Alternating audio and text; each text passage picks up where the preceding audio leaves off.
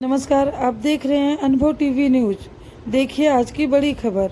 उत्तर प्रदेश में अपराधियों पर कड़ा प्रहार, 1 वर्ष में हजारों को सजा। मिशन शक्ति के तहत रिकॉर्ड कार्रवाई। उत्तर प्रदेश में कानून व्यवस्था को मजबूत करने और अपराधियों को सजा दिलाने की दिशा में योगी सरकार ने बड़े आंकड़े पेश किए हैं। अभियोजन निर्देशालय द्वारा जारी रिपोर्ट के अनुसार अप्रैल 2025 से 31 मार्च 2026 के बीच प्रदेश में मिशन शक्ति पॉक्सो एक्ट में और माफियाओं के खिलाफ ऐतिहासिक कार्रवाई की गई। आइए देखते हैं इस रिपोर्ट की मुख्य बातें। मिशन शक्ति फेज 5 की सफलता। मात्र 20 कार्य दिवसों में 443 मामलों में सजा सुनाई गई। इसमें 3 अपराधियों को मृत्युदंड और 50 को आजीवन कारावास सजा मिली। निश्चित रूप से तो इस दौरान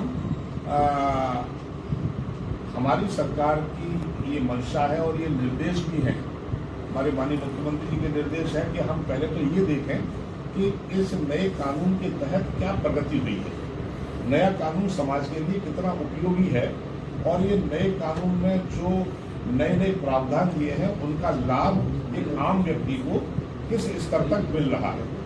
उसमें पहली योजना जो वीडियो कॉन्फ्रेंसिंग से गवाही कराने की है, तो आपके जनपद का रिकॉर्ड मेरे सामने है। इन्होंने 1/1/25 से 19/4/26 तक का कि कितनी गवाही कराई गई।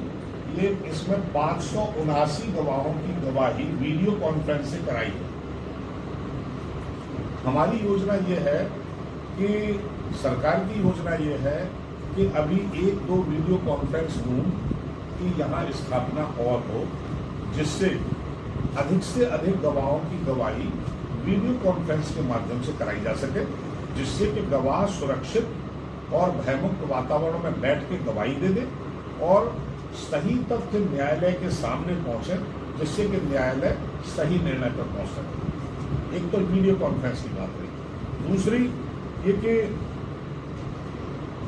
अपराधी अपराध करके जो समृद्ध हो रहे थे वो उनको सजा मिल जाती थी, लेकिन जो पीड़ित था, जिसके मतलब आर्थिक रूप से जिस तरह से जो समृद्ध हो रहे थे गलत तरीके से, उसके लिए प्रावधान किया गया कि अगर अपराध से केवल पैसा कमाया है, धन अर्जित किया है, तो न केवल उसको सजा दिलाई जाए, बल्कि उसने अपराध से कमाई गई धनराशि को भी उससे वसूल किया जाए, और न केवल वसूल किया जाए बल्कि पीड़ित जिनसे उसने ये धन छल करके प्राप्त किया है उनको वापस भी कराया जाए।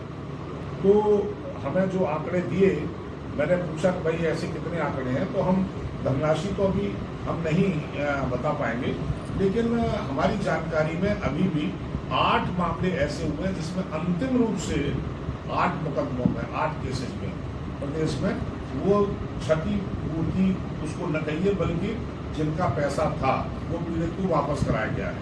अभियुक्तों को न केवल दंड दिलाया गया बल्कि उनके पैसे को कुर्क करके और वो जो पीड़ित था जिससे दिया गया था उसको दिया गया है। ये व्यवस्था पहले से हमारे यहाँ गिरोहबंद अधिनियम के अपराधों में चल रही थी, लेकिन उसमें उस संपत्ति को राज्य के पक्ष में जब्त किया जाता था। लेकिन ये और एडवांस कानून है कि राज्य उसको जब्त करके और जहाँ से वो पैसा लिया गया है वो उसको उपलब्ध कराया जाएगा। तो प्रयास ये है कि हमारे यहाँ हमारी इन्वेस्टिगेटिंग एजेंसीज, हमारे प्रोसिक्यूशन के ऑफिसर इस प्रोविजन जो जनता के हित का प्रोविजन है, बीएनएस तो 107 बीएनएसएस में है, 107 पे ज़्यादा से ज़्यादा कार्रवाई। ये निर्देश हमको है कि हम अपने अपराध अधिकारियों से ज़्यादा इस पर काम कराएं कि अधिकतम लोगों को उनके द्वारा उनके ठगी गई उनसे राशि उनको वापस हो सके। तो चूँकि एक नया कानून है और एक कल्याणकारी कानून है, निश्चित रूप से इस पर धीरे धीरे हम इस पर भी बढ़ रहे हैं। तीसरा मुद्दा महिलाओं के विरुद्ध अपराध। तो महिलाओं के विरुद्ध अपराध और बच्चियों के विरुद्ध अपराध में हमारे माननीय मुख्यमंत्री जी, हमारी उत्तर प्रदेश सरकार जीरो टॉलरेंस की नीति पर चल रही है कि अगर कोई अपराध महिला या बच्ची के विरुद्ध हुआ है तो उसमें सजा 100% होनी चाहिए। किसी भी तरह का भय हमारी उस बहन को, हमारी बेटी को, हमारी बच्ची को गवाही देने में नहीं होनी चाहिए।